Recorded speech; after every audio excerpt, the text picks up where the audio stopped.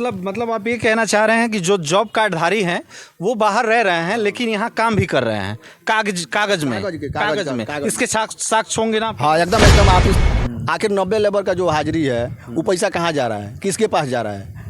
क्योंकि front page पे कहने का मतलब है कि 10 लोग काम कर रहे हैं और 90 हाजिरी बन रहा है। 100 हाजिरी बन रहा है। हाँ आप कहीं पर्सनल अपना रंजिश तो नहीं कर रहे हैं ना मनरेगा में, क्योंकि आपको काम नहीं मिल रहा है, क्योंकि आप आए दिन मनरेगा से पहले भी काम करा रहे थे, इसके वजह से तो आप बाकी लोगों पे निशाना तो नहीं साध रहे, तो भी आप एलिगेंस लगा रहे हैं। आपको पता है कि यहाँ जो पीओ साहब है उनकी भी नौकरी खतरे में है एकदम, क्योंकि मजदूरों का हक जो है वो हमारा हक है। क्यों मतलब एक ऑफिस में 3 लोग कैसे परिवार के हैं? चाचा भतीजा, कौन पद पे है, भाई, चाचा भाई, एक ऑफिस में 3 लोग कैसे हैं? ऑफिस में 21 नियम संगत में है।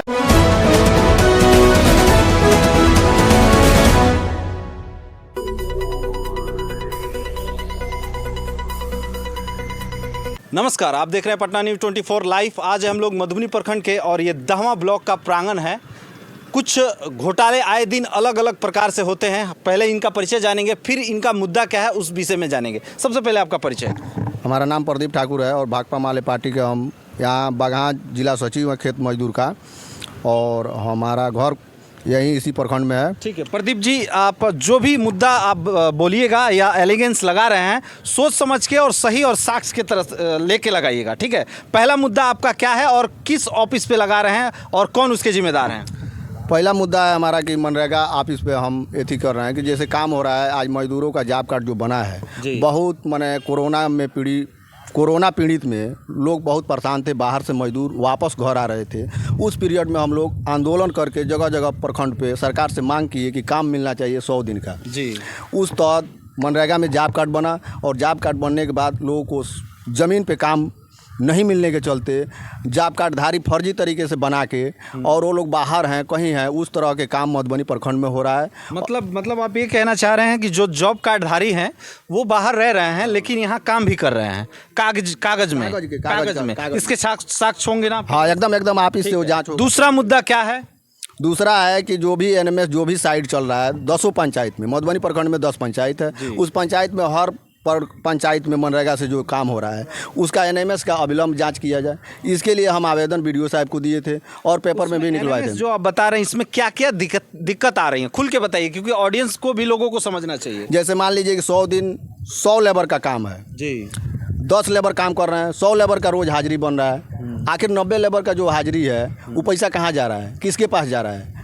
क्योंकि फ्रंट पेज पे कहने का मतलब है कि 10 लोग काम कर रहे हैं और 90 100 हाजिरी बन रहा है। हाँ, इसके भी साक्ष्य हैं आपके पास? एकदम एनएमएस जब खुलेगा और जांच होगा उसमें लौकेगा कि कितना फोटो खींचा गया है, क्लियर राइट साइड पे दिखाएगा कि मान लीजिए 100 हाजिरी बन रहा है, 50 हाजिरी बन रहा है, वहाँ 10 लेबर काम कर रहे हैं, 90 लेबर का पैसा कहाँ गया, 40 लेबर का पैसा कहाँ गया? पर डे का काम है ये।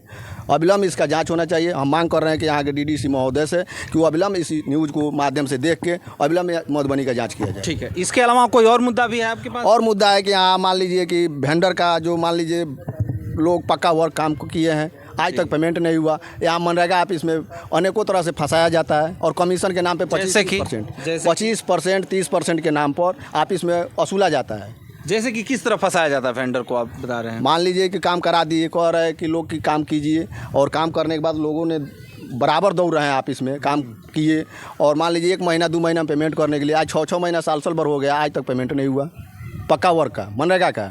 तो इस पर भी हम चाहेंगे कि मैंने वो न्यूज़ के माध्यम से देख के उस पर सही जांच हुआ। अब कुछ मेरे सवाल है। सबसे पहले, आप यहाँ काफ़ी दिन से रहते हैं, ब्लॉक में रहते हैं, आप कहीं पर्सनल अपना रंजिश तो नहीं कर रहे हैं ना मनरेगा में, क्योंकि आपको काम नहीं मिल रहा है, क्योंकि आप आए दिन मनरेगा से पहले भी काम करा रहे थे, इसके वजह से तो आप बाकी लोगों पे निशाना तो नहीं साध रहे हैं? नहीं, ऐसा कुछ नहीं है। हम खेत मजदूर के और मजदूरों का यूनियन के नेता भी हैं मधुबनी प्रखंड के। हमारा नाम है प्रदीप ठाकुर। तो आप मतलब इस तरह से नेतागिरी आप कर रहे हैं ताकि ज़्यादा लोगों तक आपका बात पहुँचे? नहीं, मजदूरों के विषय में हम जान रहे हैं, रात दिन उसके बीच में हम रहते हैं। और हर पंचायत, देखिए, मजदूरों का बात जानना अलग है, भ्रष्टाचार के खिलाफ लड़ना अलग है। जो भी आप एलिगेंस लगा रहे हैं, आपको पता है कि यहाँ जो पीओ साहब है उनकी भी नौकरी खतरे में है एकदम, क्योंकि मजदूरों का हक जो है वो हमारा हक है। क्योंकि मान लीजिए हर दिन प्रतिदिन जिस तरह हम हैं उसी तरह मजदूर मनरेगा से आप भी काम कराते हैं? नहीं, हम कराते हैं कि नहीं? काम नहीं कराते हैं। किए हैं कि नहीं किए हैं? नहीं किया है। आपका लिस्ट में नाम नहीं होगा? नाम कौन लिस्ट में होता है? किसी भी काम का अच्छा, आप इस ब्लॉक में क्या करते हैं? अब बता रहे बताइए। हैं हम सामाजिक आपकी तरफ 20-25 लोग यहाँ घूमता है, क्यों घूमता है? हम कहाँ घूमते हैं ब्लॉक में आते हैं, हम काम से आते हैं। देखिए यहाँ पे 50 लोग से पूछा जाएगा ना प्रदीप जी, तो वही मुद्दा निकलेगा। आपका कोई पर्सनल रंजिश है कि नहीं है मनरेगा से, मुझे बताइए। कोई नहीं पर्सनल रंजिश है, नहीं है? नहीं, क्योंकि मनरेगा में वही काम करा सकता है जो जनप्रतिनिधि हो। जनप्रतिनिधि के थ्रू जो जाता है वो काम कराता है मनरेगा में, या मुखिया हो या बीडीसी हो। मतलब आपके कहने का मतलब आपका कोई पर्सनल रंजिश नहीं है। आपको फिर मनरेगा के बारे में इतना सारा जानकारी कैसे है? मजदूरों का जो उचित लाभ है, जो काम करना चाहिए मजदूरों के पास पैसा पहुंचना चाहिए, क्योंकि उससे घर परिवार उसका चलता है। वो चीज़ है रोजी रोजगार के लिए। कोरोना में लोग माने पीड़ित हुए, उसके बाद मान लीजिए जॉब कार्ड जो बना, उन लोगों को जायज़ जो हक है वो नहीं मिल रहा है। इसके चलते हम आवाज़ उठा। कोई मुद्दा है आपके पास? और मुद्दा है कि ऑफिस में परिवार के जाल में फंसा के मनरेगा को हैंग किया जा रहा है। परिवार के जाल में मतलब कैसे? एक ऑफिस में 3 लोग कैसे परिवार के हैं? चाचा भतीजा, कौन पद पे है? चाचा भाई एक ऑफिस में 3 लोग कैसे हैं? ऑफिस में 21 नियम संगत में है। अगर है तो उसको साक्ष्य किया जाए, नहीं तो अविलंब इसको जांच इसके लिए लिखित आवेदन कहीं दिया आपने कभी? अभी लिखित आवेदन नहीं दिए हैं। पारिवारिक वाला पर जो सरकारी ऑफिसर को कैसे पता चलेगा कि यहाँ पे एक ही घर का 3 सारे लोगों की जानकारी है? ऐसा कुछ नहीं है कि सब लोग जान रहे हैं कि 3 लोग हैं। आपको पता है बिहार में दारू बंद है, सबको मालूम है फलानवा की मिला था, लेकिन साक्ष्य नहीं है तो सरकार उस पर एक्शन नहीं लेती है।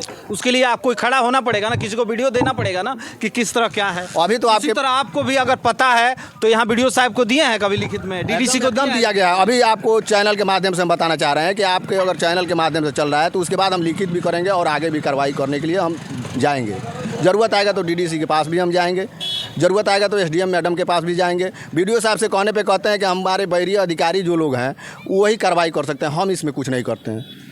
हम आवेदन दिए। इनके जितने भी सवाल हैं हम यहाँ मधुबनी प्रखंड में ये जो मनरेगा ऑफिस है पीओ सर से जानेंगे कि उनका पक्ष इसमें क्या है और क्या मुद्दा है। कुछ और आपका पॉइंट है? और है कि जो आवास जो लोगों को मिलता है, आवास में 18,000 या 17,000 जो मजदूरी है, जो माटी का काम का पैसा जो लोगों का जाता है, वो मनरेगा में आने पे पीओ यहाँ कहते हैं कि ये लोग बिचौलिया है। जैसे हम लोग सामाजिक कार्यकर्ता होने के चलते मिट्टी भराई जो होता है आवास, हाँ आवास का, जो हम लोग मान लीजिए कि हम लोग सामाजिक कार्यकर्ता होने के चलते हर गांव में जाते हैं तो लोगों का दुख दर्द है, और लोग कहते हैं कि मनरेगा में हमारा 18,000 रुपया नहीं आया। इसके चलते हम लोग मनरेगा ऑफिस में अगर जाते हैं तो उसको सम्मान करने के मैंने पीओ को सम्मान देना चाहिए, तो पीओ सम्मानजनक बात नहीं करता, हमेशा हेडफोन कान में लगा के और अकाउंटेंट के ऑफिस में बैठे रहता है और उससे सही तरीक़ा से बात नहीं करता है। उसका ऑफिस खुद है पीओ का ऑफिस, उस ऑफिस में कभी नहीं बैठता है और धौस दिखाता है कि हम मुख्यमंत्री के गांव के हैं, हम ये कर देंगे वो कर देंगे। इस तरह कई बार सुनने को मैंने हमारे साथ भी आया है, आपके साथ एकदम हुआ है एकदम।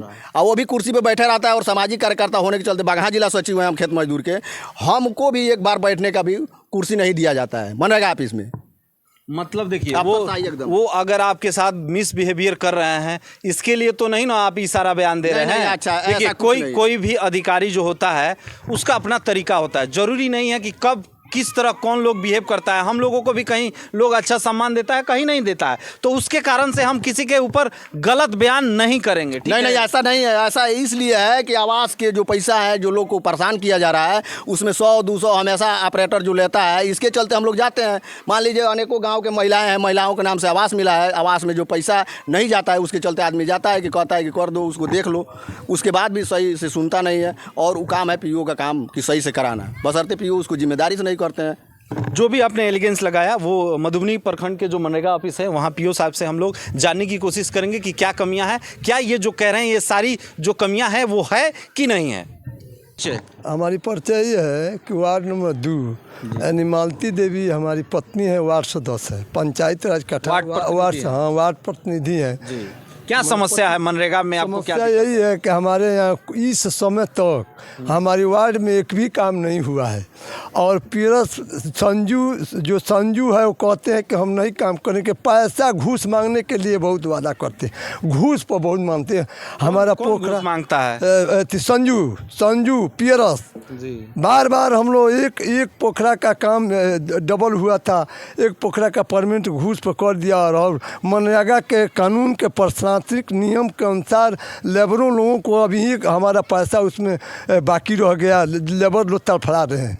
हमारी ये समस्या है कि एक पोखरा खुनाया है जिसमें घूस भी लिया है। जी, उसमें हम घूस दिए हैं। किसको दिए हैं? संजू को दिए हैं। कितना आपको? 40,000 रुपये लिया है। हाँ 40,000 रुपये हम दिए। लिया? सबूत है होगा ना? आप घूस एलिगेंस हाँ है, हम सारी लेबर हम खुद हम दिए हैं। उसका कैश दिए हैं कि किस माध्यम से दिए हैं आप? नहीं कैश लिया है, वही गलती हो गया कि हम लोग वीडियो कॉल नहीं बना पाए, तो यही थोड़ा तो वही गलती होगी ना, गलती जब है। आपको आप साक्ष्य नहीं है तो फिर आरोप कैसे लगाएंगे? हाँ जी, आरोप सिद्ध कैसे करेंगे? नहीं ये तो सही है, हमने गलती आप जानते हैं कि किसी को कैश में पैसा दे दीजिएगा, खाली कहने से नहीं लेबर होगा। काम किया है आप उसमें।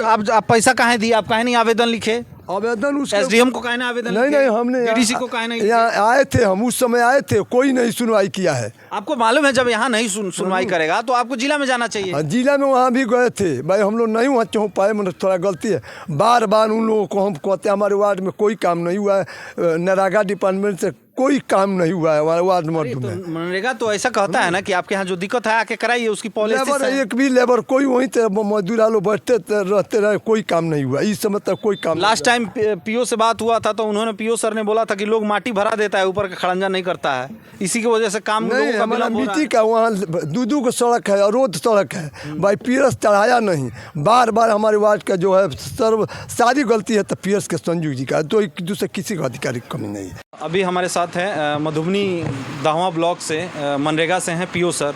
सर 2-3 थोड़े इल्ज़ाम है, क्योंकि काफ़ी दिनों से मैंने ये न्यूज़ रोक के रखा था एनएमएस में गड़बड़ी को लेकर कि एनएमएस होता है कम लोगों का और उसका डिमांड जो है ज़्यादा लोगों का होता है, इसके ऊपर क्या कहना है आपका? नहीं, एनएमएमएस में वो लोग भरते होंगे, परंतु मेरा तो जो भी है स्थल देख के ही निरीक्षण करते हुए उसका जो मापी पुस्ति संधारित किया जाता है उसके अनुसार ही भुगतान किया जाता है। आप देख सकते हैं कि मेरे यहाँ जो भी एनएमएमएस में क्या बनता है, परंतु पेमेंट आप देख सकते हैं, आपको अभिलेख भी उपलब्ध करा दी जाएगी, कितना भुगतान क्या हुआ, कितने लेबर का उसमें अटेंडेंस बनाया गया, ये आप इसका खुद ही अवलोकन कर सकते हैं। जी, एक और चीज़, जैसे कहा जा रहा है कि आप जब से आए हैं पूरा 10 पंचायत में मधुबनी प्रखंड का, आपका सीधा कहना है बिचौलियों का कोई एंट्री नहीं है और कोई यहाँ उनका काम नहीं है, उसके बावजूद भी अलग अलग पंचायतों में 200 पंचायतों में बिचौलिए काम करा रहे हैं, ये लोगों का कहना है, इसके ऊपर क्या कहना है? नहीं, बिचौलिया पहले जब हम ज्वाइन किए थे उस समय देखते थे ऑफिस में भीड़ वगैरह, अभी भी लोगों से सुनते हैं कि सर आप आए तो यहाँ तो सबको बिचौलिया को हटा दिए हैं। अब मेरा यही कहना है कि अगर पंचायत में काम होना है तो जो भी जनप्रतिनिधि है पंचायत स्तर से होता है या पंचायत समिति स्तर से होता है, तो उसमें जो भी मनरेगा कर्मी है, जो भी जनप्रतिनिधि है, गांव वालों के सहयोग से ही होना चाहिए। और मेरे यहाँ बिचौलिया का कोई जगह नहीं है। अब बाहर में क्या ये लोग करते हैं तो अभी नहीं, हमें कहीं से कोई जानकारी नहीं है, अगर ऐसा है तो जांच किया जाएगा। जी, एक और चीज़ है अकाउंटेंट को लेकर है कि आपके यहाँ जो डाटा ऑपरेटर हैं 2 लोग एक ही घर से हैं और अकाउंटेंट यानी प्रमोद जी भी हैं, यानी 3 लोग एक ही ऑफिस में अगर काम करेंगे। और मनरेगा में मैं जहाँ तक मैं जानता हूँ कि मनरेगा के इतने सारे 1000 बार उसमें संशोधन किया गया है, क्योंकि इतनी सारी गड़बड़ियाँ हैं और एक ऑफिस में 3 लोग काम कर रहे हैं, तो आप एक ही घर के, तो आपको कहीं नहीं लगता है कि कुछ मिस्टेक भी हो सकता है, डाटा ऑपरेटर से लेके अकाउंटेंट तक? तीनों एक परिवार से आप हमको जानकारी दे रहे हैं, ऐसा अभी तक मेरे पास कोई शिकायत नहीं आया है, कोई आज तक किसी ने बताया भी नहीं है। और जहाँ तक है कि अकाउंटेंट ऑपरेटर सब पूर्व से ही, लगभग हमको लगता है कि 3 साल पहले से ही ये लोग यहाँ से पोस्टेड हैं, और अगर इन लोगों को यहाँ से हटा भी दिया जाता है, ट्रांसफ़र भी किया जाता है, तो हमें कोई एतराज़ नहीं, क्योंकि हमें स्टाफ चाहिए, बढ़िया स्टाफ होना चाहिए, बढ़िया काम होना चाहिए।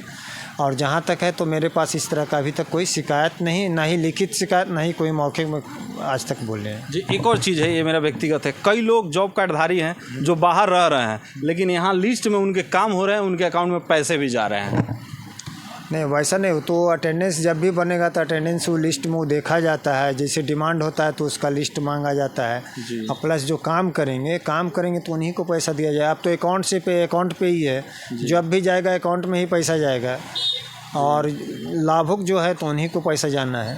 एक और चीज़, जैसे मैंने आपको पिछली बार, मैं जगह का नाम नहीं लूँगा, एक बात उसमें किया था कि कुछ जगह ऐसे हैं जहां मैं खुद स्वयं गया हूं, आई विटनेस हूं, और उसके कुछ डेटा भी है, वो मैं इसमें न्यूज़ जब चलेगा तो मैं उसमें फिल करूँगा, ताकि उसको बेहतर तरीके से, क्योंकि लगातार 15 दिन से हम लोगों का न्यूज़ नहीं हो पा रहा है कंप्लीट, इसके आधार पे मेरे पास कुछ डाटा है वो इसमें डालने वाला हूं। तो उसमें ये चीज़ है कि वहाँ कम लोगों का एमएनएस हुआ है और ज़्यादा लोगों का डिमांड हुआ है, जबकि वो इंटरनेट पे शो कर देगा मनरेगा से कि वहाँ कितने लोग कार्य किए हैं। उसके ऊपर क्या कहना है आपका? नहीं, डिमांड देखिए, डिमांड तो 50 लेबर का हो जाएगा, लेकिन अगर काम करेंगे 30 लेबर तो 30 का ही पेमेंट जाएगा। वो तो आपको मापी पुस्त वगैरह मिल जाएगा, पेमेंट क्या हुआ वो भी दे दिया जाएगा आपको। अब देख लीजिएगा उसमें कि जो डिमांड है, क्या अगर डिमांड किया गया है 100 आदमी का, तो 100 आदमी का उसमें अटेंडेंस बना हुआ है या फिर 50 आदमी का है, वो आप देख सकते हैं। आवेदन जो प्राप्त हुआ है प्रदीप ठाकुर जी के द्वारा उस मुद्दे पे क्या क्या काम किया जा रहा है आपके द्वारा? इससे पहले भी उनका एक आवेदन आया हुआ है, उसके संबंध में संबंधित विभाग को सूचना दे दी गई है और कल का आवेदन अभी डाकपेड में आएगा। अभी अब हमारे पास अभी नहीं आया, उसको देखे नहीं है, देखते हैं क्या मैटर है उसका। जैसे कि उनका बेसिकली मैंने पढ़ा है उसमें ये कहा जा रहा है कि जो एक ही पद पे 3-4 लोग हैं एक ही घर के, जो नीचे अकाउंटेंट से लेके सारे काम वही कर रहे हैं काफ़ी सालों से। अगर ऐसा इस तरह की चीज़ें हैं, इस तरह की शिकायत है तो बड़े पदाधिकारियों को इसकी सूचना दी जाएगी। अगर उस तरह की चीज़ें होंगी तो संज्ञान में उनको लाया जाएगा। एनएमएस को लेकर भी कुछ उसमें शब्द दर्शाए गए हैं कि कम लोगों का एमएनएस होता है और ज़्यादा लोगों को उसमें चढ़ाया जाता है। जैसे मनरेगा के काम में उसकी पूरी प्रक्रिया है, वहाँ पे सारे प्रक्रिया के अधीन ही काम होते हैं। तो अगर उस तरह की अनियमितता अगर किसी तरह की पाई जाती है तो संबंधित जो काम कराने वाले लोग हैं, पदाधिकारी, कर्मी, सबको उस तरह दोषी पाए जाएंगे तो उन पर कार्रवाई होगी। संबंधित विभाग को इसकी सूचना दे दी जाएगी।